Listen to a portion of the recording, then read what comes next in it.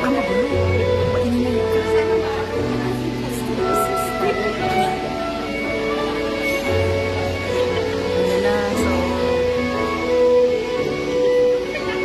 So bababa na po si Pastor. So bawal daw mag-ingay. Ayan. So hindi niya po alam na mayroong pa surprise party yung kanyang mga minamahal na anak. So hintayin po natin siyang bumaba.